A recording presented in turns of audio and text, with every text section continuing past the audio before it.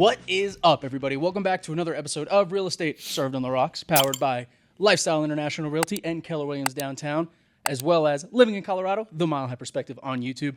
My name is Charlie Sardelli, and as always, I'm here with Jameson Amaros, Oscar Barra.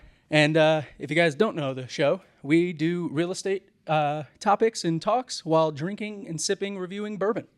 And it's a good combo. It is. Casually drinking, reviewing bourbon, not taking shots and getting drunk. Yes, no, we're here trying to taste it. We're classy men. Granted, I mean, if that is what the people want, like for a special episode, I'm not opposed. I mean, we just have to make sure we're not doing anything afterwards. Not only that, and not at 10 o'clock in the morning. Hey, it's like 12:45, 1 o'clock. That's late enough. Noon. Well, it's afternoon. 12:47. Screw it, shots. Yeah. Depending on the time. I mean, guys, we are coming up on the 100th episode, so giveaway, we got to do something. Something special. We do have to do something. We got to do something. We have to do something. But that's actually something that we're thinking about doing. So you guys let us know if that's something that you're interested in. We want to start doing giveaways, promos, smoking stuff like cigars.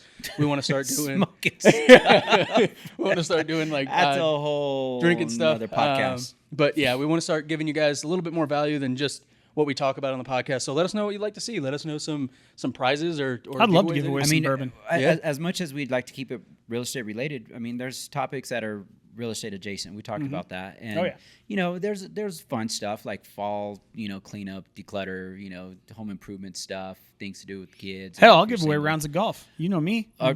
Yeah, we're gonna talk about some golf today. We're gonna hit up your golf knowledge today, and it would actually, be a lot of fun. Is us three we give away a round of golf. Somebody comes and golfs with us. Oh, that'd be fun. That'd be cool. That'd be pretty I'd dope. be down with that. Yeah, I think that'd be a lot of We fun. got to watch out though, because we don't want to be having to pay somebody from Kenya or something to come play golf with us. Well, no, you have to be. You have to be in the state of Colorado. Yeah, We're not flying you in. Yeah.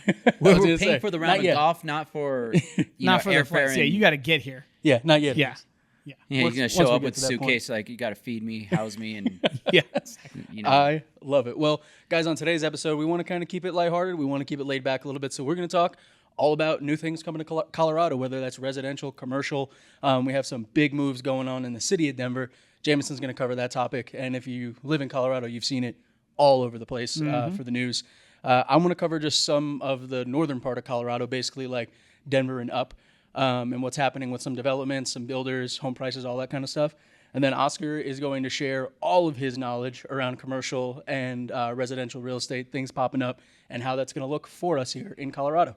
So very Colorado heavy episode. It is. Yeah. It is. And in that spirit, hey, get that? But today's bourbon. Happy Elephant liked it. Yeah, Happy Elephant. Oh yeah, if you guys, new setup, new studio, we have a Happy Elephant over here behind Jameson. So He's our new real estate guru. yeah. On today's episode, we are actually going to be drinking and reviewing a bottled and Bond Single Malt Whiskey from Ironton Distillery right here in Colorado. Yep. And what's cool about them is this is actually their first bottled and Bond that they've ever done. And they're kind of growing right now.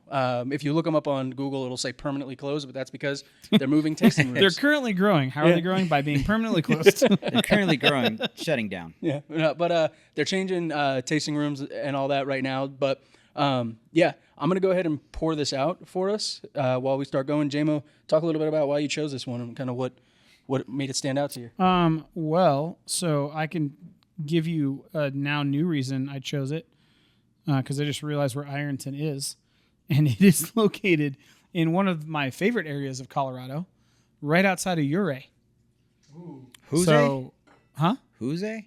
Yeah, Ouray. You've been to Ouray, right? Yeah. Have you, Charlie? Okay. So if you guys aren't familiar, you guys are familiar with the sister town, Telluride.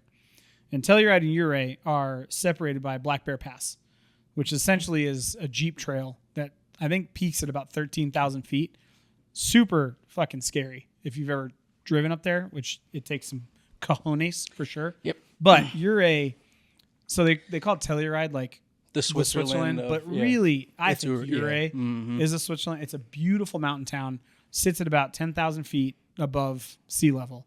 And there's one road in, one road out. It's got some of the most amazing restaurants, patios, pizza, hiking, hot springs. It's phenomenal. I've never stayed in the town. Oh, I've driven dude, down there. It is. I've never so stayed cool. in the town. It is so cool. There's some pretty cool hotels and stuff out there, especially over the last 3 years. I've had somebody shoot. And they're all some mom content. and pop hotels. Exactly. They have a trail that goes around the entire basically the nice outer ring. mom and pop hotels. Oh, yeah. because you Yeah. go down Yes. to Cripple Yeah. Creek and you're like, not No, gonna no, stay no, there. no, no. Not We're gonna stay not there. talking about the haunted No. 3 times Yeah. burned down Yeah, building. Cripple Creek is like Woodland Park, Colorado. Don't no, recommend it. no. Cripple Creek is like hills have eyes, but at altitude. Yeah. Oh. Uray is like And you're being nice. is like the rich people. They're like they get sick of Telluride and they want some more space, so they go to Uray. yeah. Those hotels. No, it's super nice.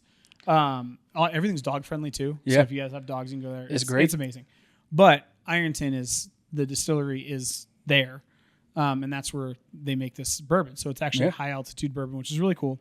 The reason that I chose it was because one, we've never had it before. We always want to try something new for you guys, and we'll give you our honest review if we think it's something you should pick up based on the price point, based on if we think you'll like it. This is a higher proof, so it's bottled in bond, What's the which as a refresher, anytime something is bottled in bond, it means that it follows a federal regulation of how it is actually distilled and stored, and it has to be distilled at exactly 100 proof alcohol by volume.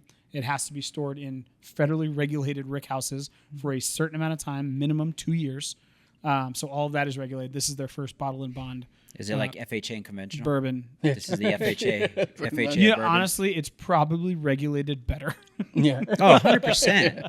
Yeah. And the other reason I chose it is because not only is it a Colorado distilled whiskey and bourbon, but they use all Colorado based ingredients. So the Does grains the they name have used. to play with the dirt and all that up there? Is it high iron or anything like that? I don't I would know. probably. Honestly, I'm not really sure. Probably. I'm sure the town, because obviously that was all mining towns way Yeah. back when, right? So I'm Kinda sure like there's a lot Manitou. of iron and yeah. Manitou but Hills has a lot of iron in it. all of the barley and the grain and the wheat that they use is all coming from Colorado owned wheat farms, grain, all that kind of stuff. So it's essentially like a farm to table type of deal. And I figured with the topic today, we're talking about Colorado growth and development. It'd be kind of cool to taste a tried and true and homegrown Colorado 100% malted barley. bourbon. So So, yeah. I mean, even on the nose, just when I popped the bottle open earlier, the sweetness just punched me in the face. The bottle reminded me of yeah. that high wheated fisherman one. I always forget the name. I do like that you can feel the burn though. What was the proof? 50? 50. Oh, sorry. 100 proof, 50%. So, yep, like Jameson said, cut it 100 proof. Single, Yeah, but it's not like slamming you. No, not slamming. It's single distillery excellence. So this is actually, We also need to get going. there's only 2 barrels of this. Yes. 2 full barrels of this that went out. And they do have some that are available at their tasting room whenever it Which is reopens. crazy because barrels don't yield as much as you think. Correct. You know, so Absolutely. that's cool that you got this. So I mean, do they source outside of Colorado? Yeah, they've got partner distilleries in Kansas, and then they do nationally, but I think there's only about 6 states that you can find this in right now. I mean, this is. It's pretty mild. Like I'm Yeah. getting like a flat Coca-Cola kind of vibe to it. You know, Yeah, no. Yeah. Damn, Oscar, that was spot the fuck Yeah, on. I was gonna say like a cherry cola. Jeez. Yeah, Yeah. definitely a cherry cola. Yeah, because when I popped it, it was like that. Now the plum, question like is that. Mexican My Coke. allergies are Wait, Mexican Coke No. or McDonald's fountain Coke? yeah, This is like a flat fountain Coke. yeah, It's- like a flat fountain Coke. Yep. Yeah. yeah. My allergies been better too, Charlie. So that's probably Yeah. Oh, that was literally spot on. That yeah, you can get it. I feel that. Mm-hmm. That's syrupy. Yeah. Yep. Yeah. Yep. I'm interested too because I mean it doesn't. Didn't look we say that the heavy. vessels we needed up the vessel? Yeah, I we're- know. we're I working haven't- on it. We're working on it. I gotta order some online. Maybe I'll order it this time. So unless you guys want to order. Okay, so I'll be honest with you, I'm not even breathing through like nose through the mouth. I mean the nose is kind of flat. Yeah, it's kind of flat, but it's the burn is mild, but I like it. You Yeah. can still feel it. But there's not a lot of complexity to No. the nose. Like Not at No, all. I agree. interesting. I'm hoping it's. Yeah, not. I'm gonna take a sip. Well, cheers, gentlemen, to the air because we're Oh, too far away cheers. from each other in here. Oh. Oscar had it in. Cheers. I wish I had more information on this. Like, what did the? It's warm. It goes to the warmer flavor profile for me. Almost medicine-y kind of realm. The ethanol, the burn's not bad. I mean, I would say it adds to the flavor. No, But- it takes a minute, but that Yeah. caramel and vanilla sits on the tongue but it takes a minute. But it's Once it at least burns for me, off, it caramel, sits. vanilla, but it's kind of smoky. Yep. Yeah. It sits though. It definitely I'm sits. I charcoaly. can't get away. I can't get away from like that plum dark cherry tartness though. Yeah. Like that's really what's coming slamming for me. Oh man, I don't know. It's an interesting one, right? I don't know how I feel But about it still sits at the front of the tongue, kind of cotton candy sweet. It just honestly, it just feels flat. It's almost too sweet Yeah. almost at the beginning. Like but right then it now, dies it's almost out. too sweet. Well, so it's aged 4 years. Mm-hmm. They That's do probably American White Oak Char 2 barrels. That's such a would- low char for I a know, bottle and I think that's what yeah. we're missing.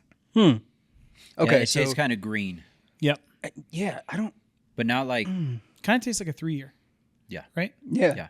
kind of like For a high proof, it tastes like Like a 3-year. let's bottle it yeah. fast. Think kinda about like think, bourbon. yeah. It's giving me like Basil Hayden, Yes, like but with some bite. yeah, with some bite to it. But it's I don't know. And okay, Like a- so It's Like a it's like a grown-up step up Basil from Hayden? Basil Hayden. Yeah, maybe yeah. yeah. Yeah, and so the nose on it's supposed to be fresh baked bread and butterscotch.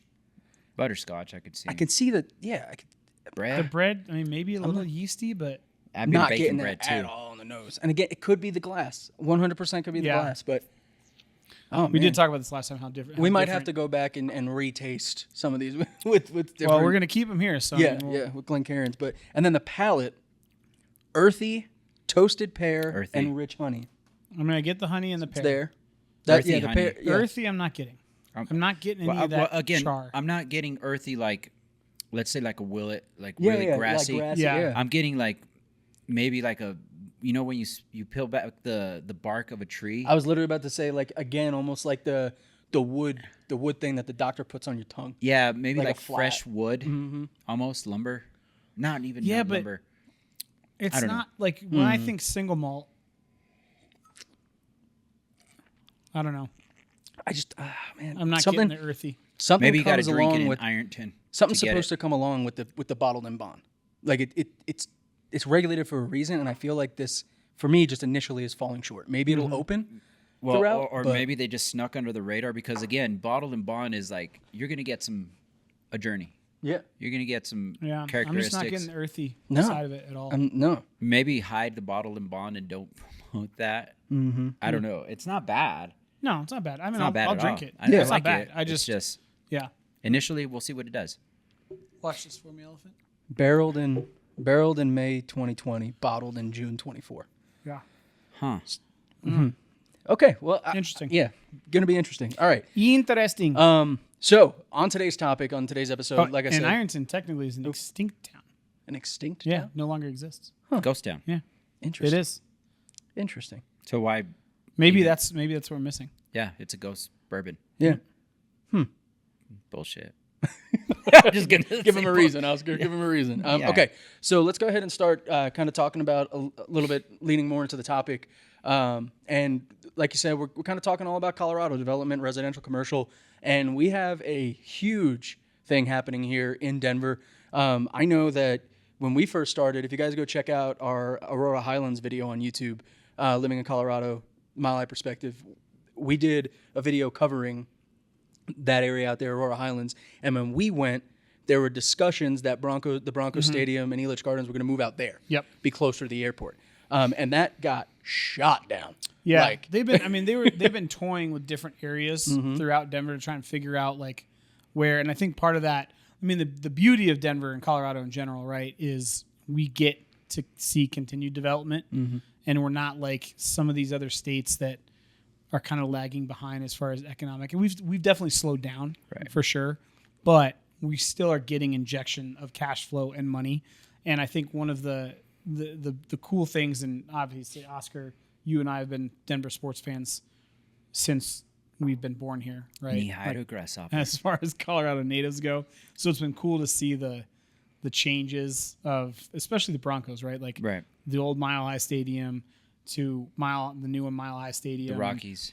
And I think one of the, as they've been trying to figure out where to move this stadium, I think there's been a couple of considerations. The first one being, where do they want kind of the new centralized portion of Denver to be and the economic hub?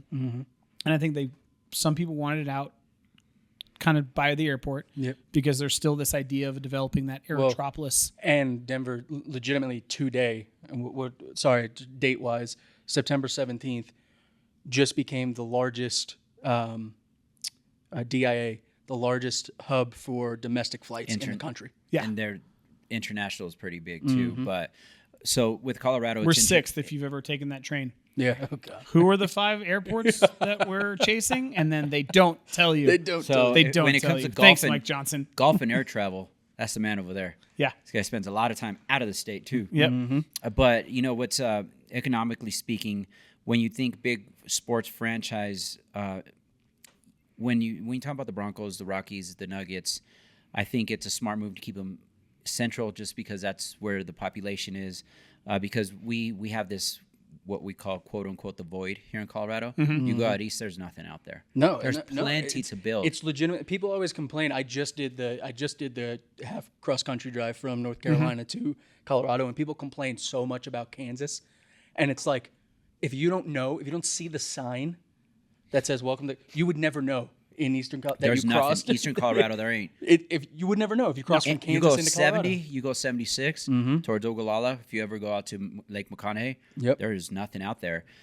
So you would think we have plenty of room to expand east, but nobody wants to go that way. Plus, it'd be great, more bedrock, flat topography is great. But I think big sports franchises want to stay in town, which I like.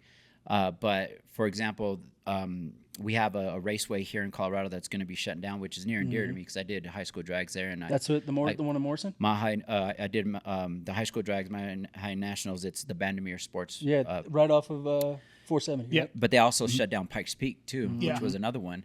So stuff like that, they'll probably head out that way. But they'll even shut it down over there because there was a private-public raceway they were trying to build out in Agate. It was, I believe it was still Albert County, and they shut that down. I don't know what goes behind all those decisions, but if you're not going to let us build in the void, we're stuck infrastructure here in Colorado. Maybe that's it. Well, right? and Infrastructure. I think I love it. I love that you bring that up because what we're trying to do, in my opinion, is bolster Denver. Right? I feel like Denver is the largest city in the Midwest. Aside from Phoenix. Right? Which is insane because back when the Broncos, we've always been big. Broncos been, a great team. Well, people don't realize how big in the 80s, we were meat and potatoes still. Yeah, we were a small town. What I think we've grown so much is, and that's exactly what I was going to say is Colorado, Denver Metro specifically, all of the people that moved here, the boom in residency that we've seen has all been Denver Metro. Like people aren't moving further into Idaho Springs, up in the Rockies. They're not moving further permanently. east. No, it's been that's been the second home. And that's the vacation home. But now it's exactly to your point, Oscar. I fear that it's been a runaway train for too long, and even if we wanted to start developing out east, we don't. There's no infrastructure there. Which is crazy because you see, I took a listing up in Windsor, and I'd been up there for a while. Yeah, the one, yeah.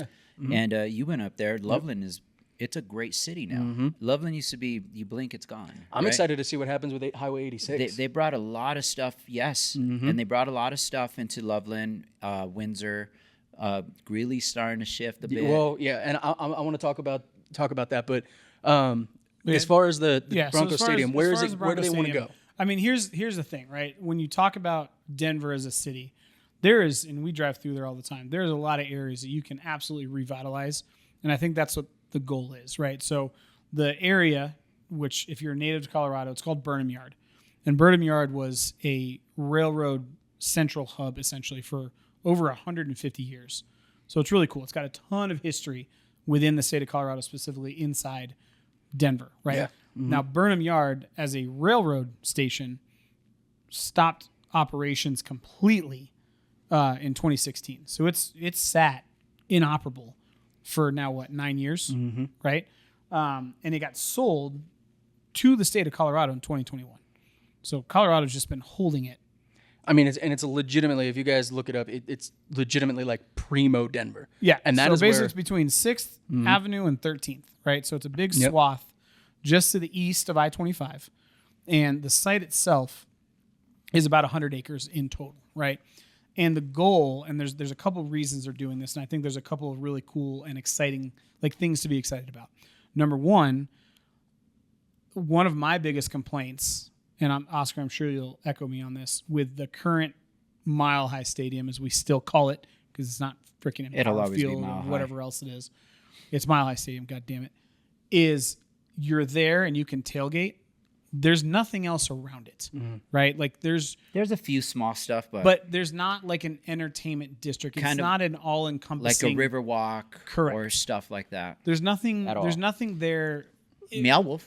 There's nothing there as a fan, right? To like entertain. Like, let's say you're going there. Maybe you don't actually go to the game. Like, you're not going to walk down Federal and just hang out during the Broncos game. You know No, what if I'm saying? anything, if you leave the stadium, it's going to be detrimental. Like Exactly. all the parking outside of the stadium parking, it's like playing Frogger. Yes. On Federal or underneath the bridge of 6th. I want to see Colfax. Sorry. I want to see the development plan and just like the overall plan, because how are we going to improve traffic? Well, and with that? Like, it's going to make it even worse. Where they're putting it is great, because they were thinking of putting a prison there. Yeah, really? In that area, Yeah. yes. Oh, So wow. there was going to be a correctional facility being built there. But to Jameson's point, it's great, because is that going to and fact check me, is that close to it's not the Fort, the first liquor license in Colorado? Yes. Yeah. What's that restaurant? Buckhorn Exchange. Buckhorn Yeah, Exchange. the Buckhorn It's Exchange. just like east and north of that, Okay, because Buckhorn's off of Oxford. right. So you go, I think, one more. So to 6th. we'll take a rundown heavily industrial area and redevelopment. I think Correct. that's going to be great, because also just segue from that, they're redoing the Pepsi Center, Ball Arena area too. Correct. There's going to be high rise and stuff. So there's big stuff coming to Colorado, but I think location wise, if you're going to keep the team in town, to your point, I never thought of that. Just going to the game, quote unquote, not going to the actual game, but just going to the stadium to hang out. That'd be awesome. I would do that all day. Yeah, the goal would be to turn it into like an all-inclusive year-round entertainment district with restaurants, bars, recreation, trails, parks, like an actual area that people can utilize no matter what. Right now, unless there's a concert or an event at Mile High, it sits empty. Well, right? you see a lot of these stadiums where those fans go and support. They're not in the game. Correct. But there's like McGregor Square type deals where they're Yeah. filming. We don't have that. Correct. And if you can link it between Ball Arena, the new River Rock, where Elitch's currently is, and then you go down to the new Mile High Stadium. You literally have a mile And you worth have- of entertainment. I mean, Exactly. I don't know what they were thinking by when they moved Mile High Stadium. They got rid of I think it was what was available. McNichols was Yeah, it's like what it was that was available. near and dear to me. There was McNichols Sport Arena when the Nuggets Yeah. were there, but just scooting it over, it still had the same. It was the same, Yeah. but different. Right? So I think that's exciting. Is number it one. what's going to tie everything? Because they've been trying to kind of create that with a Broadway Correct. and the Inglewood area, Yes. kind of Yeah. merge it together. If that's the piece that brings it all together, it's going to be awesome. Yeah, so that'll be awesome. And it From a- doesn't hurt that billionaires are actually funding it. from a housing standpoint, it'll be great because you're adding units, and we already know, and we've talked about this forever, that we just don't have enough units within Denver either, whether that's rental or permanent. See, and I don't know how I feel about it, to be honest with you, only because so my wife is a leasing agent. She used to work downtown Denver, for anybody who doesn't know the show. And in 2024 alone, they added 24% of their total inventory into the rental market. And now it's supposedly in 2025, they purchased 3 buildings in Denver to completely switch from commercial to residential. So my question becomes, I'm okay with it if it's ownership. I'm not okay with it if it's rentals. Why? If it's condos and townhomes, we don't need any more rentals. Why not? We're already oversaturated with rentals, with apartment communities in Denver as is, and now we're taking commercial buildings and renovating them specifically for that. Now you're going to add even more, and the reason I say that is because I fear that Colorado is becoming a rental state. Colorado's Yeah, becoming but if you do them as townhomes, if you do that them as townhomes, condos, great, Sure. 100%. Right. But I want ownership. I don't want fine. corporate rentals an entire building, because again, it goes against everything we're trying to do if that's where Sure. they're going. So there's that, right? But I'm saying you still get housing units, and more housing units is always going to be good, regardless, right? And I think that takes a congestion of where we are building out, because the residential housing boom of Denver Central is it trickled. We started kind of like the fix and flips in the Highlands, but it went to the border of I-25 and then trickled back into what is that? The Glass House and River Point or whatever. Yep. So it's really heavily congested there, which there's good restaurants and whatnot, but I'd like to see it spread out. So if you bring it up to the corridor and up into the Broadway area, I think that spreads it out a little bit more, and it kind of gives us a more robust feel. Well, and I mean, in that position, I think it's a great where they're thinking at moving it. I think it's fantastic because then you also have the triangle coming from Sloan's Lake, and Correct. Sloan's Lake over the last 5 years has blown up as far as work from home, techies, all that kind of stuff. And so I think the location is a good idea, but again, I want to see the plan for I think what it looks moving like that residential. out, I'm interested in what they're going to do afterwards for it. Mm-hmm. I don't know that. I hope that it kind of settles the commute and traffic in that area because it's pretty horrid. And then, yeah, it just sucks. so I have a Sloan's Lake duplex going up, hopefully at the end of the month, and I was in there all week, and I just they put roundabouts, like mini roundabouts. Oh, and yeah. But you know what? We have roundabouts in Castle Rock, and that's they're so- legit roundabouts Yeah. compared to these, and they navigate them like shit. These are even worse. But So- here's the thing, right? So 2 more things I want to touch on with this, then we can move on to something else. The other 2 economic impacts that I'm excited for this happening. Number 1, it's going to create jobs, right? Because not only are you going to have a stadium that is now useful year round, right? Because you're going to have entertainment districts, you're going to add in restaurants, you're going to add in bars, entertainment areas, all these different venues that now can be used forever. But it's going to have a retractable roof. That's awesome. And they did this for a reason. Because now we can host the Super Bowl, and we can host World Cup events, and we can host other Concerts. large economic driving events throughout the entire We can't year. host concerts during the Right. winter time here. So on average, when the Super Bowl comes to a city in the United States, the economic impact for just the Super Bowl is anywhere between $500 million and $1.5 billion of direct revenue and economic impact Shit, to if that we could get city. this built at the same while we still maintain the Sundance Film Festival, Right. shit would be popping. So what I'm saying is I'm wondering now what they're you're doing with talking about Colfax. job creation, you're talking about direct economic impact.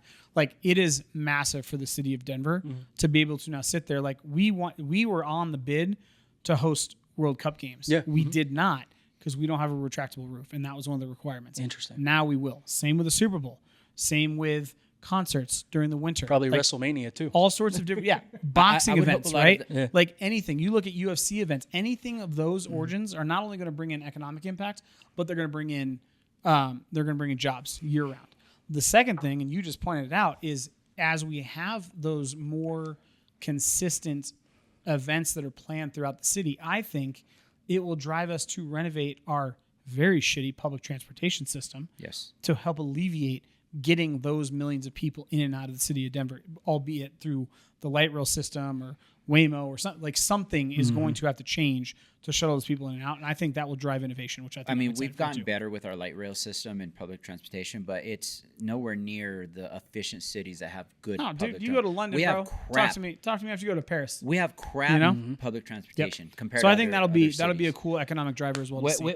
And I hope that a lot of the restaurants will reopen in those areas and stay open because I know a lot of restaurants struggle. Well, they like will I said, imagine Colfax and it. Imagine stuff like all of those people now in year there's round. restaurants that are struggling because revitalizing. of infrastructure here. So I think a lot of them will hopefully go there, and then that'll be our hub, and that'd be great. And I the like last thing, oh yeah, that's right, it's privately funded, so taxpayers aren't footing the bill for the stadium.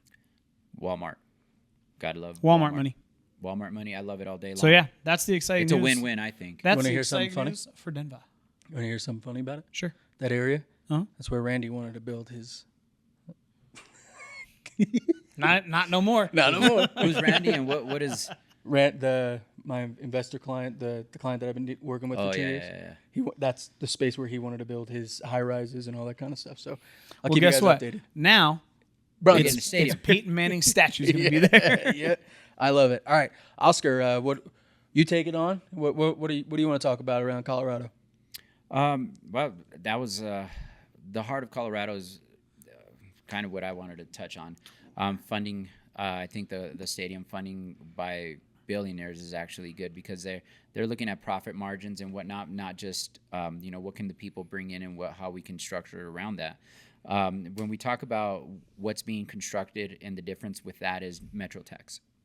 If we're going to talk about Metro Tax, a Metro Tax is something that is added to your taxes when you go buy new construction, and we'll segue into the prairies and whatnot in golf. But if you're going to build infrastructure for construction of any kind, you need to fund it somehow, and Metro Tax is one way to do it. Whether it's a percentage, it's a percentage within your taxes, and you can see it. It's called Metro Tax, and correct me if I'm wrong, Jameson. There's a limitation of how they spread it out, right? It's going to be a few years, and then it'll usually it's I think 20 to 30 years on bonds. Yeah, that it gets spread out. So when you're talking about that, you're very restricted, and if let's say the Waldens are going to build all this out, there's restricting on budget that they want to fund, and I think it's a better business model than trying to have us fund it. Yeah, absolutely. It's interesting too because Metro Tax districts, not a lot of people know about them, but everybody in Colorado has to deal with them, right? And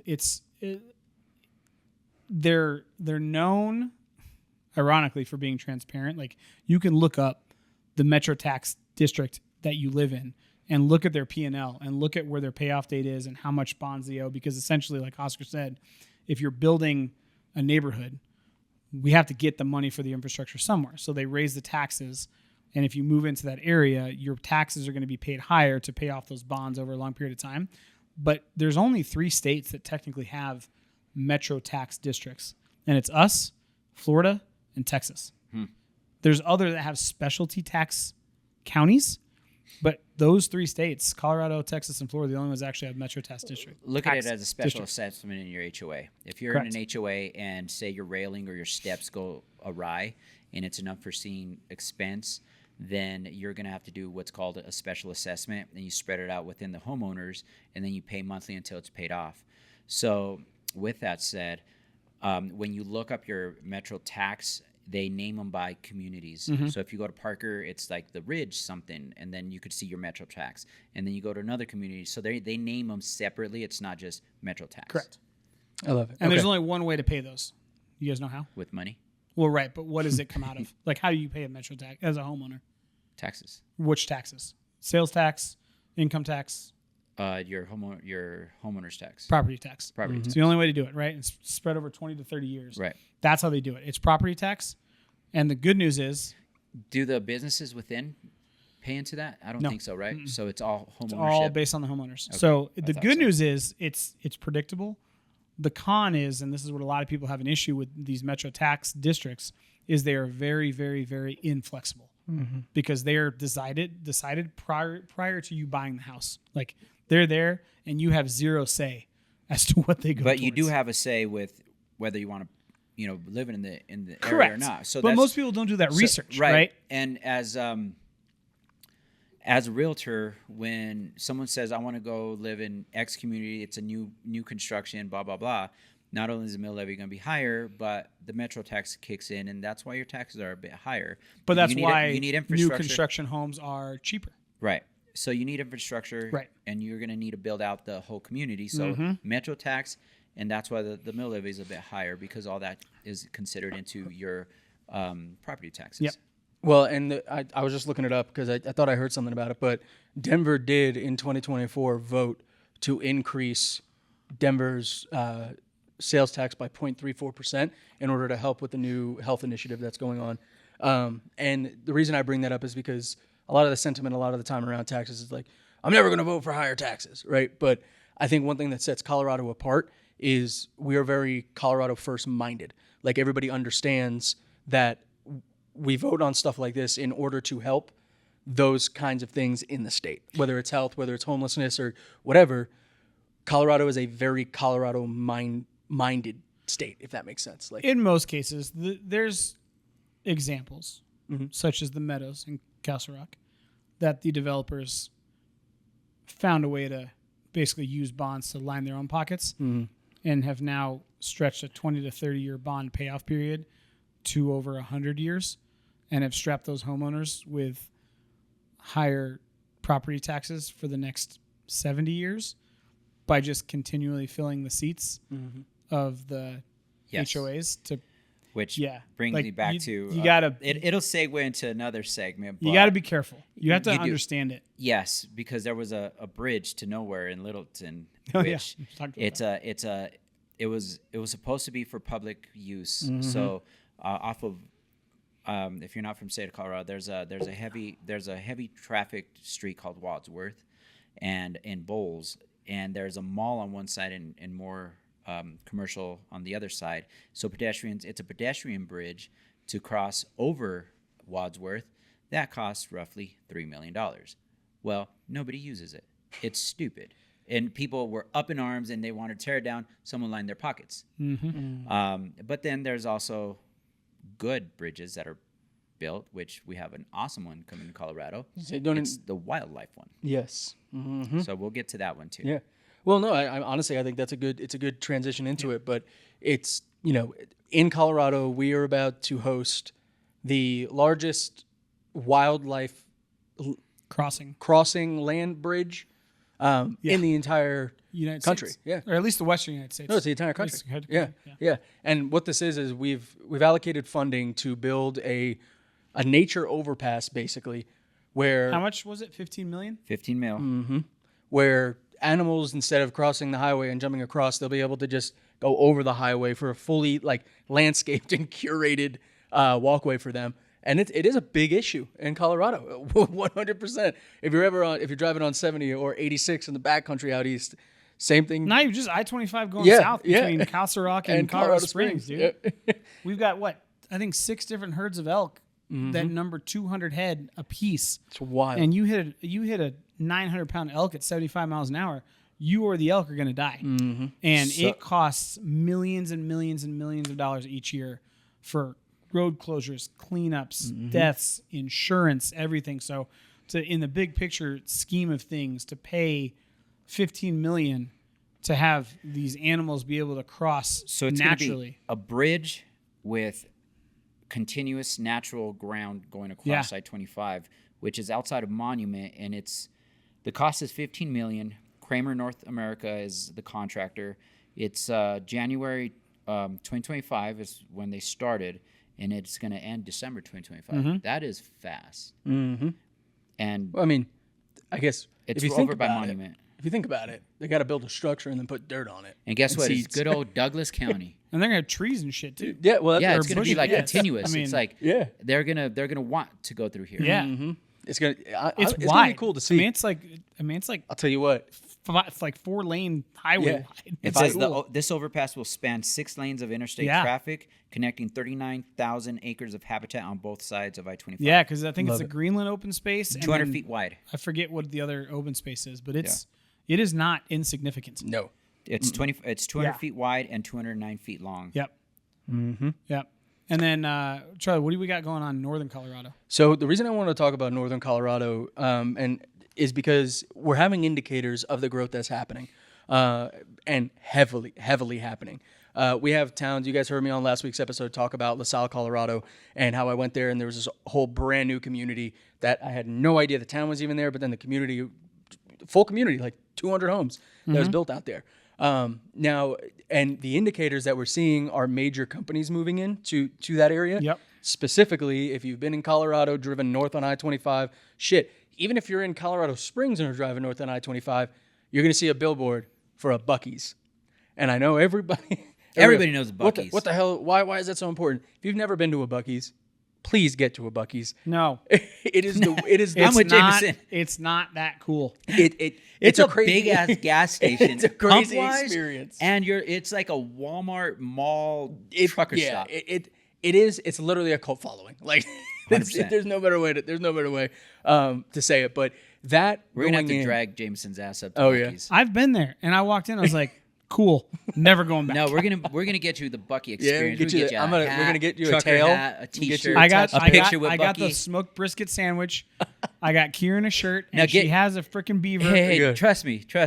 I went in with my buddy from Texas, from Houston, and he was all about Buc-ee. We were out in Estes Park, and we drove back in, and we purposely went that route into downtown just to Hell go yeah. to Buc-ee's. And I was like, this better be awesome. One, I was tired of shit because it rained on us in the Estes Park, and he was just visiting at the time.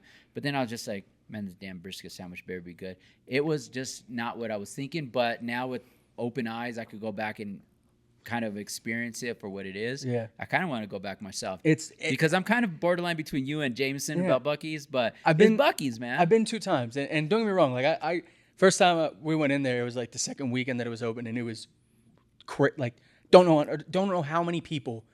It was probably all of the towns surrounding that were visiting. Like that's what it was. But the reason I mentioned the Buc-ee's is because again, we're seeing investments. We're seaing new places like gas stations go up, like Buc-ee's. We're seeing new like building. Like shopping malls going up pretty regularly. If you drive up 86 from 120th all the way up through Greeley, you're seeing nothing but growth, new buildings, left and right side. And to Jameson's point earlier, you're kind of going northeast there, and there's just so much opportunity out there from Reunion to Brighton all the way up to Greeley, Windsor, all of it. And the reason I say there's so much opportunity is because with the buyers that I was looking with, it was wild to me to see the amount of home that you could get in Brighton, 25 minutes north versus Thornton. Same price point, brand new homes, smart features, flooring, roofing, energy efficient appliances. It's all connection. Yeah. Because when I first started, Brighton, Lockbuoy, there was trailers, double wides. Exactly. Tons. Now you got the farms, you have all these big developments because big companies, just to piggyback on you, like what's the oil company, Halliburton, and those guys, they need to house, and they stayed in Colorado, so it grew those 2 towns. But there's 2 big conglomerates, or just I think it was medical field, that went out to Loveland. So Loveland's growing. So that whole area is growing. So I wouldn't be surprised that if you don't capitalize on the lower prices now, they're going to be just like Brighton and all that. Absolutely. Absolutely. Because you've had big guys out there. Budweiser's out there. Yep. Budweiser's out there. Harley Davidson, one of the bigger Harley Davidsons, is out there. Yep. So there's big companies already there. But they were right off I-25. Right. So all these side towns to the east, where you're talking about, they're starting to merge back in. Look at Firestone, Erie, Dacono. And so I Lupton. was up there looking at new construction too. It was West Greeley, which they didn't call it. They didn't call it Greeley. It was West Greeley, Johnstown. That's becoming the new suburb. And there's a perfect kind of tie into where I was going. So there's a bunch of different builders, D.R. Horton, Meritage, but there's one, Bessler Homes, Baessler. As of right now, Greeley and surrounding communities, 4 total communities, 34 available homes, 14 different floor plans, and they're expanding out towards Evans, Hudson, and Wellington. And if you know Evans, Hudson, and Wellington, that's the East Colorado that we're talking about, where it's like nothing. Right. So they're moving, and we're seeing the investors, the land buyers, looking out there. And as of right now, to your point about cost, if you were to look at Greeley as a whole, homes are starting right now at $290, and then they're going up to the mid 500s. And the mid 500s is where you're going to get those 3-4 bedroom, like the family homes. But to be in this early and get a home at $290, $300, and even if we say the 7 years that we're thinking, right, that average home ownership 5 to 7 years, the growth that you're going to see as a homeowner in Greeley and south on the eastern side, I think is going to be game changing. Well, you saw the entrance to the Windsor house. It was really nice. It's called Rain Dance. Yep. So the construction that's going up, I think they took a good page of the LGIs and whatnot, and the big builders are doing this too. They're giving you a plug and play home. Some design, but they're just building them out as fast as they can. Yep. And there's 2 other builders, I can't think of them. I went to one of them, and they're wrapping up 3 communities, and they're purchasing more. And I think those are the areas that there's more opportunity because it's closer into the city. Because if you go further out to the void, like Kingsburg, it's don't get shot by one of those farmers. They're like real protective about their land. Well, and I'll tell you what, this is something that I didn't think about until I spent time out there. Truckers. Oh yeah. When I went out talk there, to me about truckers. I'm just saying when I Hugo, went, Colorado. Yeah. That's a trucker town. exactly, but that's exactly what I'm saying is they need that space, they need the land, and they need the lower land price to have their storage, to have their warehouses that they need for their trucks, for all their equipment, and the farmers. So I honestly can't wait to see. Like, I wish I could just blink and then come back in 10 years and see what it looks like out there, because it's going to be. I'm thinking Westminster level, like developed Well, most different of the businesses. development here in Colorado early on was south, right? Everybody said that Denver was going to connect to Colorado Springs because that's the bigger city. Yep. Greeley is a college town. Fort Collins is a big college town, but they stayed smaller, quote unquote, right? Colorado Springs was just a big, bustling military city, so we wanted to connect it. But I think now we're spreading north, which the Denver Tech Center helped with the connection, and then Castle Rock, Monument, and now it's just a continuance of city, smaller cities, but we're connected Colorado Springs. There's a little bit of a gap there with the Palmer Divide and whatnot. But if you head up north, I think we're starting to trend that way, which it makes sense, and it's good, I think, because the big college towns need a little bit more of a, not just the college funding everything, but a little bit more of a revamp, especially Greeley. Yeah, I mean, absolutely. Greeley's known for Smelling like stank. That's it. Yeah. And medical field. Yeah. You know, a lot of medical. They had the huge hospital. That was, again, another indicator. Right. Greeley just finished their brand new hospital. Was it 4 years ago? It was state of the art, all new technology, stuff like that. So I had cousins from Texas, which two of my cousins went to Texas Tech, and then the one was thinking about coming to school here. Greeley had a good medical program. She ended up at UTEP, but you know, I think Greeley can use a big revamp. Yeah. And it's happening. It's 100% happening. McCaffrey was coaching up there, and there's a couple of other. The one guy that I was hanging out with, ex-NBA player, he coaches up there too. So there's good programs that I just don't think it gets the recognition that it can have. I don't think it deserves, but I think it should deserve it at some point by revamping the city a little bit. My biggest fear with all of this development that we're talking about, whether it's South, Colorado Springs, Landbridge, out east, up north, I just feel like I don't want what happened between 2020 and 2025 to happen moving forward. And what I mean by that is, I think there's enough land out there.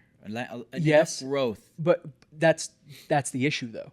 There's way too much opportunity and not enough community involvement. Okay. And what I mean by that is our infrastructure is so pushed to the limit right now in Denver Metro. No matter where you go, from Castle Rock all the way up to Westminster, Longmont area, roads need help. The highway needs to expand. Oh, it's a shit show coming, and you should know. I mean, well, I know because my wife and my brother went to Fort Collins. Yeah. And to visit my brother while he was up there, or him to come in town, depending on what time Yeah. you jumped on I-25, it was going to take you anywhere from 2 hours plus. Yep, And absolutely. it's not that far. Well, no, going to Fort Collins is a 2.5 hour drive, no matter what. Well, Yeah, and if there's no wrecks. No, that's what I'm saying. It's If 2.5 there's hour drive. anything, it takes forever sometimes, and infrastructure is key. I think so. I just think that we need more community involvement. We need more people who are, instead of complaining about saying, God, I'm sorry, I moved here, I know, but instead of you're going back to you're going Instead- against your roots right now. No, Go ahead, I'm say saying, it. Instead Say it of with your chest. complaining and saying we're Colorado, we're natives, we don't want you to move here.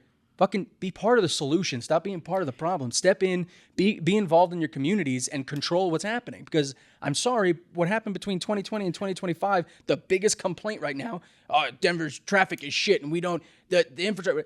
It's because we saw a free for all. We wanted money to come into the state, and it came in, but there was no regulations happening on the back end to stop and help any of that growth. To help with your argument, I'm a native here, and and we always push inform yourself, right? Inform yourself and be involved, because when they started the T-Rex project, again, we go back to the 80s, we were meat potatoes town. We weren't very big. Why the hell do we need 4 lanes on I-25? Why the hell does Castle Rock need more than 2 lanes and then by the time it was done, we were busting at the seams already. We need better infrastructure, and I think by the time we get to the point where it's started and completed, we're already a year or two, maybe even longer behind. Yes. We're it's Colorado good. did Growth not is good, plan. but growth is good if it's planned out correctly. Exactly, and that's Growth my whole without point. the right mottos or involvement leads to a little bit of chaos. Yep, and that's my whole point. Is just we need to have it's great to have control, but we need to have more catered control, more purposeful control, rather than just don't touch our state. The hippie Charlie he's wilting away. But you need slowly. an influx. You need an influx of cash. Yeah. You do. You need the and right that's people. why I think these developments are a good thing, right? The Buc-ee's and whatnot. Well, Or sure. people Just bring just them in. any throw kind of Buc-ee's in there. infusion. Well, But I'm bring just in money, saying- right? Yeah. That's fine. We'll take the Buc-ee's in. But I'm saying like moving. Love the Buc-ee's. Like the new stadium is going to be great. DIA becoming the hub, and For if they, domestic. if they capitalize on this Aerotropolis idea, that's going to be great. The expansion of Colorado Springs as a military town, that's going to be great.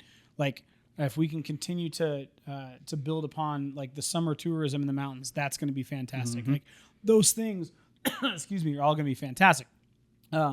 To make people want to come in and spend money inside of Colorado, right? Like those are, and then the problem is you go local and you say, okay, that's why Castle Rock doesn't want public transportation to come to Castle Rock, because as a locality, they want those tax dollars to be spent in Castle Rock so that they can grow as a city and they can reinvest in their infrastructure, right? We don't want people working in Castle Rock and then making it real easy to go to Lone Tree and spend their money.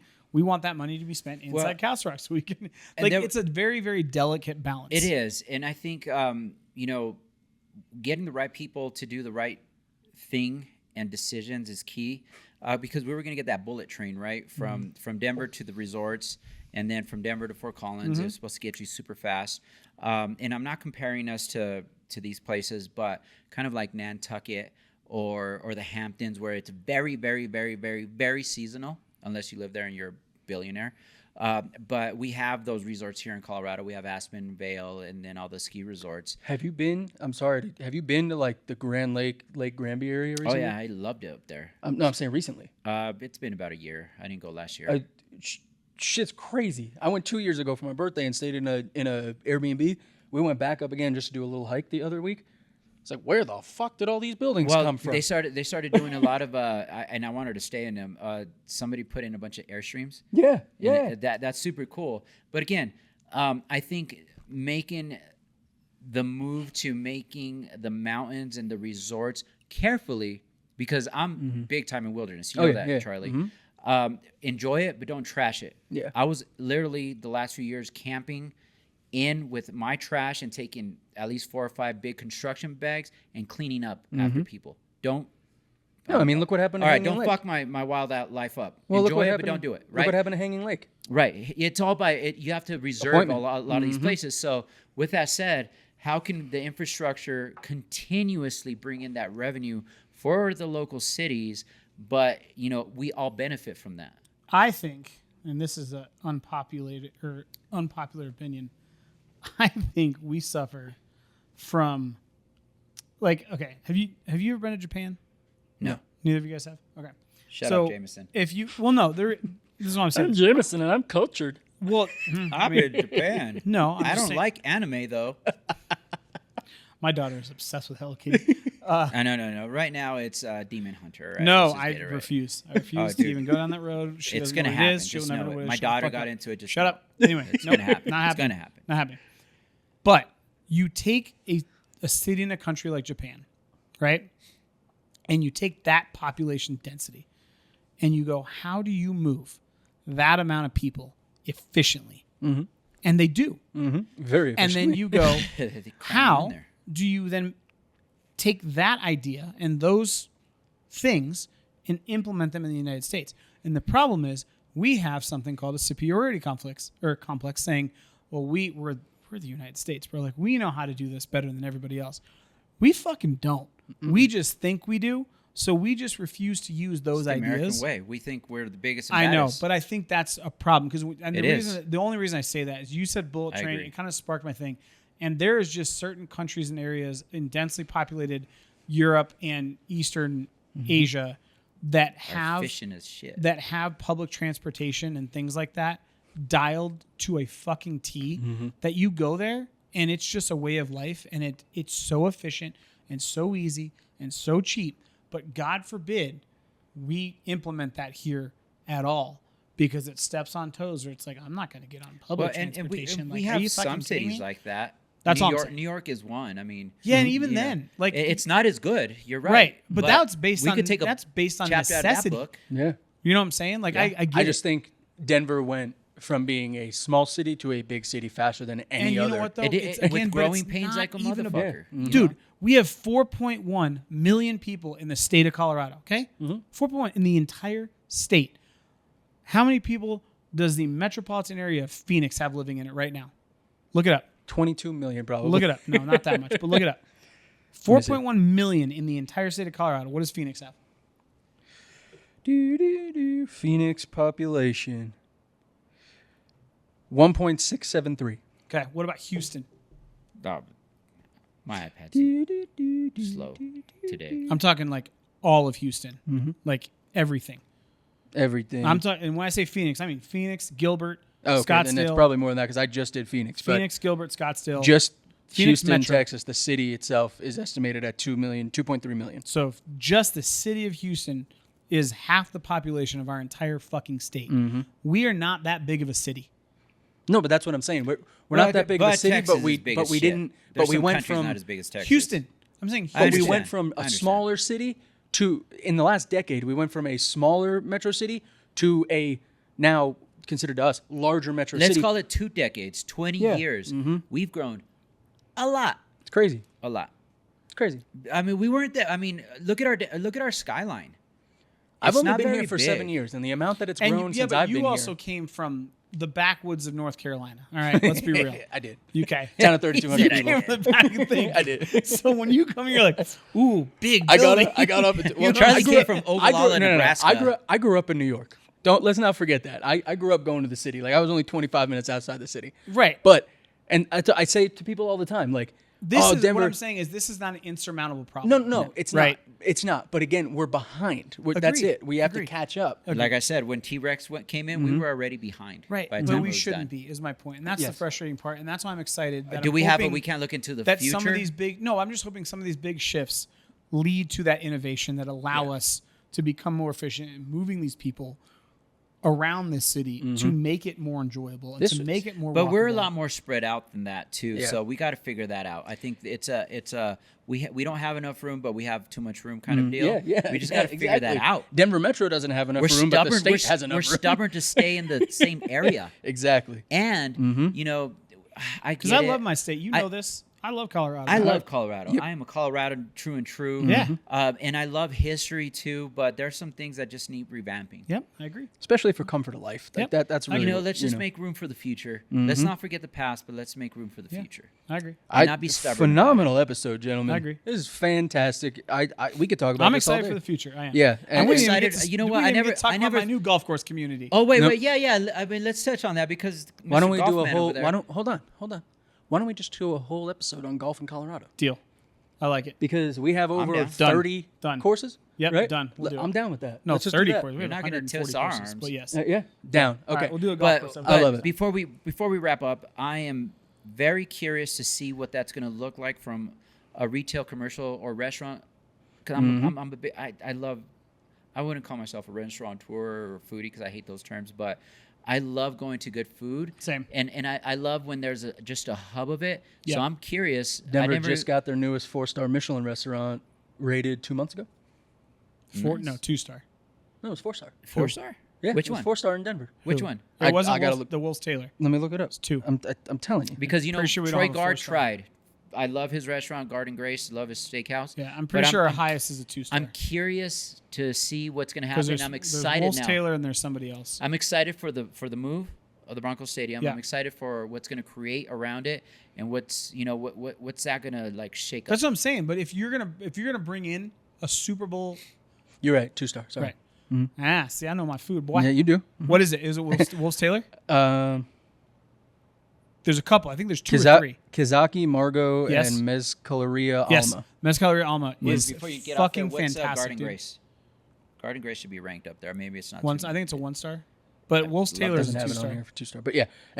Anyway, that's why I'm excited because if you're going to bring in a Mm-hmm. Super Bowl worthy venue, you're going to bring in things like 1 and 2 Michelin star restaurants and these like unique. You're not going to bring in Red Robins, right? To those type of things. Yeah, exactly. And that's what Colorado was in the 80s. Correct. It was not. It wasn't any Michelin stars. No, it's going to be. Now we got ballets. We have Yes. everything. Yeah, it's going to be those. And awesome. I agree. I am excited for those type of things. Excited for the future. I'm We built some stuff out by Lake George. And I'm excited to see how they just integrate a 150-year-old railway into that. Like, it's I gonna think be that'd awesome. be fucking dope. Oh, it's like, gonna be awesome. Yeah. So let's go ahead and move into our One Rock takeaways for today's episode. If you're a new viewer or listener, our One Rock takeaways, what we try to aim to do is a concise 1 to 2 sentence finisher on our thoughts for the episode.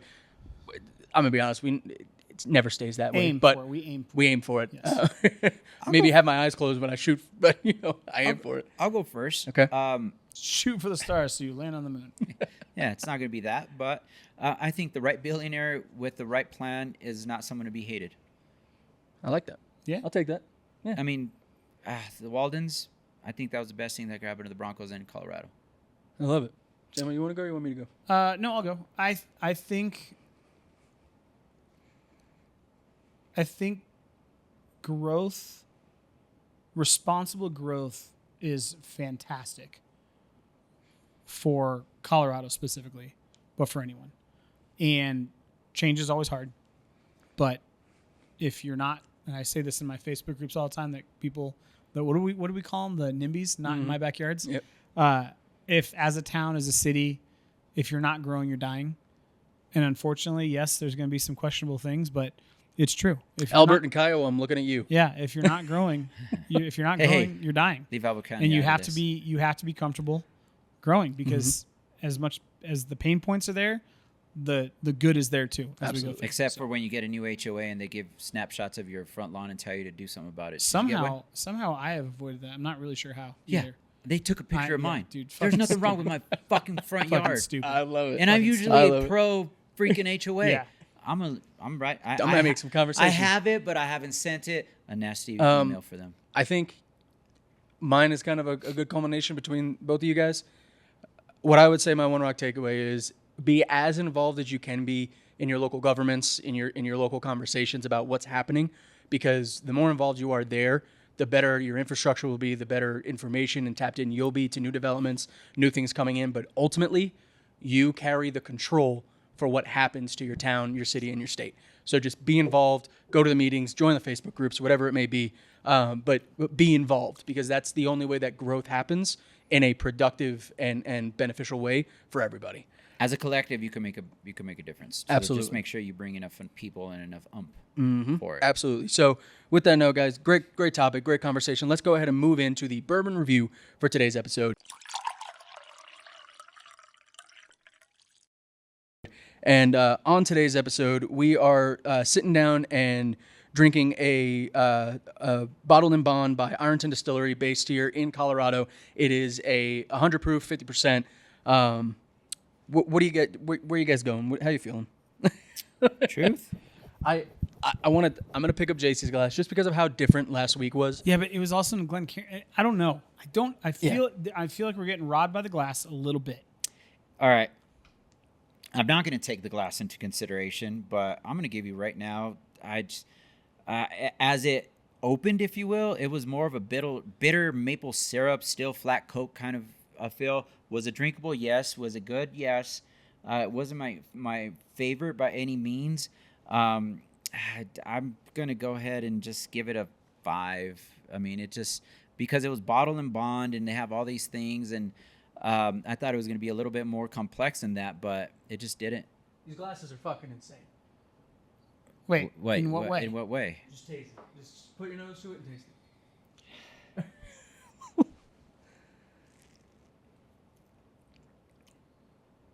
It kept a lot of the original taste. Okay. It's wild. I don't understand it. Is it because we're holding it, we're Less switching bitter, it around now? more maple, I think. So the as burn stayed. Burn stayed. Now take a sip. if you don't mess with it, it stays true.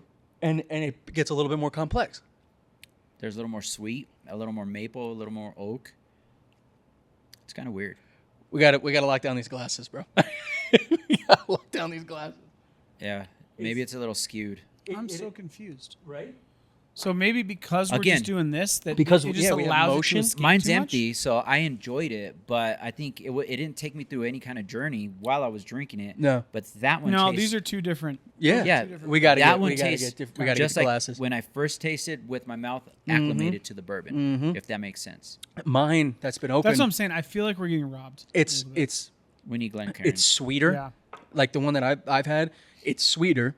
There's more spice, but it's not as complex as the one as JC's glass. No, my notes say flat Coke, bitter maple syrup. That does not taste like my notes. No, this I would, if you were to hand me like blind taste test this one versus this one, I would 100% pick JC's glass over this because this is way too sweet forward, and it just again not complex. It just dies. No, Mine was just flat. mine got flat. Yeah. Yep. Mine got flat. That did not. And We we gotta say get the flat. glasses. It's not like a flat Coke. It's more of No, just flat flat. flavor. Flat flavor. Flat flavor. Flat flavor. Yes. Oh, man. Okay, we gotta. Oh boy, we're gonna have to re-drink these bottles. I think we gotta get new glasses. We'll get on Amazon, get stuff ordered today. These have been hard. I think if I'm gonna try and find a middle point here. I am leaning closer to Oscar with this one. Let me see. I think just because I had JC's glass and it was better, I'm going to sit at a 4.3. Fair. Yeah, I think that's, for me, is where I want to go with it. Oh, hold on. Did I show it? 4.3. And, yeah. Based on the other ones that we've had, Jameson, how much was the bottle? 59. Retail 59. That would probably bring me back up to like a 4.6, only because I think it's a $49 bottle. Personally, yeah. See, like I don't know with the bottle, calling it a bottle and bond. I think I'm sorry, but It's I think leaning this more is towards the gimmicky part of it. Yeah. the problem is now that I've tasted JC's glass, I'm wondering what it would be. In a Glencairn. Because we always, just so you guys know, right? One of the ways that we all have evolved into rating these bourbons is how the character holds throughout the conversation, right? And the better it holds character, usually the higher we rate it. Yep. And for the most part, if it's a good bourbon in our Glencairns that we normally use, it holds well, and then we use JC's glass as like almost like a tiebreaker of like, all right, it's good, but how good is it really? And then his glass goes, oh shit, this is really good. Yeah. Right? It's like the litmus test, I think. Yeah. Versus with these glasses, like I feel like for the most part, I almost feel like we could have a really good bourbon and these glasses would almost ruin it. Yeah. And then we'd have to go to a Glencairn and be like, oh shit, I remember what good bourbon is. So it's throwing me off. Yeah. So I feel like we almost have to do it. have to. I Get feel the like Glencairn. Glencairn will keep the character of the bourbon, and Yeah. these glasses are just, hey, want to pour with me? Yeah. Just have yeah. one drink. I feel like That's we're what these are. in one of those double wides up Yeah. in Wellington. That, you know what I'm saying? yeah, Like, this is the glass the guy's like, hey man, come in here. I want to show you good bourbon. Here, have my good glass. Like these are the glasses that you go to a bar and you ask for an old fashioned and they give you a handful of ice. Yep. And they just dump it in. So like it's hard for me to. You know what? These are good old fashioned glasses, not it's good just tough, dude. straight No. glasses. It's tough. These are not neat glasses. They're No, old it's fashioned. tough. let's see. It's tough. Here's my rating. 4.3756. Jesus, is that high? Yeah, that's my rating. Because I'm unsure. Okay, No, that's fair. I mean, I think I'm unsure. I do think drinking that though. one- I do think that it's not a bad bottle. I think this bottle is priced higher than it should be, just based on the character. I think it should be $45, $49 Yeah. for 40. Yeah. 40. For you know what I mean? Yeah. Like, I think you could get. I'm trying to put it with something else, like a. What's another 50? I mean, shit. Even the larceny bottle. I was gonna Bond say, that we Yeah, had. I was gonna say Larceny's like always a my 100 go-to proof larceny because- at 49. I would take over. You this. could get Yeah. larceny for $30. That's what I mean. No. The but 100 proof 49. 100 proof Yeah. 49. That's what I'm saying. I think Yeah. 49 should be what this. I think they priced it at 59 because they only released 2 barrels. Yeah. So I think to cover costs, they're gonna up the price a little bit. Is it horrible? No. I think it's a good recommendation for somebody who's dabbling in higher proof whiskeys, Yeah. right? Are you Like- familiar with Rittenhouse? Oh yeah. Yeah. Kyle? No. Huh. Get out of Heyo. here. Hey, Hey, no. we got kicked out of our last Yeah. place. Let's not get kicked out of this place. No, the bourbon. Yes. I mean, it's We had it. Haven't we had Rittenhouse? It's cheap. It's like 20, No, we 25 didn't. bucks. No, we haven't done Rittenhouse. And it's 100 proof. Tell you what, it's Rittenhouse not bad. rye makes a hell of a old fashioned, It does. and So- it's a cheap and bottle. you know what? The roulette rye is only like 20 bucks too. Makes Yeah. a great Manhattan too. Yeah. No, I would recommend this. I would have a hard time telling somebody to go spend $60 on this bottle. Well, I mean, just for comparison, Dexter was 60, Well, dude. 67. Yeah, I mean, Dexter that's- is still for a It's $60 bottle. That is Yeah, still. that- up but there. I mean, but this that's is what I mean. drinkable. Like- This is like your Chevy Lumina, and Dexter's like a Corvette It's Ferrari. yeah. you know? It's going to Yeah. be cool to see in the next 5 years how pricing regulates within bourbon, because I feel like we're in the time where people are like, try this here. I'm introducing Yeah, this. I think they can say, oh, this is a barrel select, and they can price it at whatever Has they want, bourbon reached its peak? and they'll sell it. No, I think no, absolutely not. I don't think think that so? we just no. I think that we just Because it's reached. spiked. I think bourbon has started to reach a consolidation period. Yes. Yes. Like I think Yes. it's turning into people are going to have to actually come up with a good product. Let's tone it down The- and get some good stuff on Yes. the market. Case in point, the Heaven Hill that we had, the Grain to glass? the scientific, the grain to glass Yes. one, that set a bar for me. That's not the grain glass? That No. is no, that's no, the that's the regular. That's just the standard. Yeah. But no, the grain to glass line that they Yes. put out, that's what I mean. When I say like, are we at its peak? I don't think we're at its peak. I do think we're at a point where the stars are starting If to you're shine. gonna- yeah, if you're gonna- and we're pulling back from the Beyonce bourbon. Even like the that old elk, right? Did we have the Beyonce bourbon? Chris let us try it. That shit was horrible. Oh, that's right. It was a fancy bottle. Yeah, fancy like bottle, old horrible elk, juice. right? Old elk, the infinite. Yeah. that was one? good bourbon. But at $120 for the bottle, I would pay for that. Did Yeah. you stay and drink some more Well, of it? we had it for the open We had it grand for opening. we had it for that the was grand that opening. was actually a good bottle. right for $120. I would pay for that. It was good. Especially Colorado built, grown. But I think that's what I'm saying. Like the consolidation is like if people are going to charge a premium, it's turning into it has has to be premium. a Exactly. premium bourbon. We went through that period, and you said it all the time. We The went through the gimmick vodka is era, the the bourbon gimmick era. is gone. Yes, we're at think the the point gimmick is now gone. where the If you pick oak up a stave, bourbon, the stave in the bottle, that's isn't gone. going to play anymore. But on the flip side, I think the marketing has to match, right? So like Yes. we did and I missed one of the series, the movie. Yeah, Yeah. The fuck was it called? Filmmakers or something like Midnight Mayhem, Midnight Yeah, Mayhem, Midnight right? Mayhem. To me, that's a gimmicky marketing thing. but it was But fire. the bourbon was amazing. that. It made it was Right, like but it that just was added Yeah. and elevated their marketing. But my point is, they marketed a bourbon that Yep. backed it up. So if that is, and I think that was what $100 a bottle, something No, like it's that. like 70. No, Or maybe it's 70. Yeah. but I even would pay even that. Travelers, Yeah. we were like, here comes another, Well, rock Travelers star. is $39. Yeah, I'd but it buy was that still all day good. long. it was backed by Chris Stapleton, and Correct. we're like, Yes. yeah, gimmicky. Here we go. It was Or good. Old Soul for Old Soul, 69. yep. Old Soul was Old great Soul, too. Fantastic. Yeah, so I think that's where I'm saying Still like, one of my you favorites. have to if you're going to charge, I think if you're going to charge anything over $50 for a bottle of bourbon, It better be damn good. it has to be good. Like So I'm people Which people is are gonna, good because What if right we now get it's like a- 100 plus.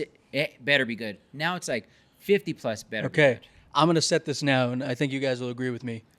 I'm writing it down. 100th episode, we're going to start planning a giveaway for a bottle of Old Soul, a bottle of Dexter, and then what was our Golf. 1.8?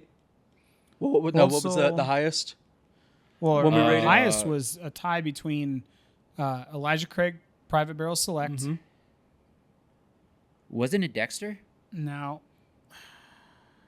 There was another bottle that was like, But goddamn. basically, what I'm saying is, let's go ahead and offer. Let's do a giveaway on our top 3 or 4 bottles, and we'll make that happen for you guys. So And a round of golf. yeah, and a round of golf. Don't Yeah, rob yeah, us, yeah. Charlie. I'm sorry. I'm trying to get in.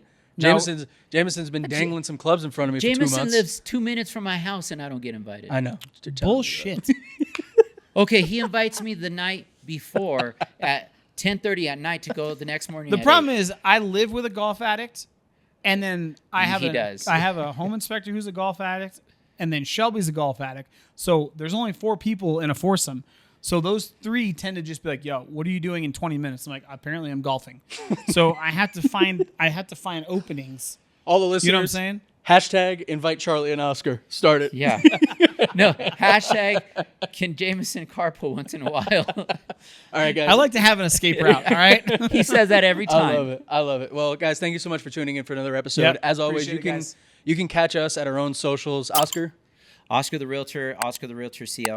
And if you guys don't forget, Oscar did start doing lending. So if you have any yeah. lending questions, So please reach out to him. Powered by eMortgage Capital now as well. And he's obviously he's been in the industry over 20 years. Got the insights from the real estate side and the lending side. So reach out to him, JMO. The Colorado Real Estate Guy or Jameson Omeros. You can find me either one. And then Lifestyle Realty CO.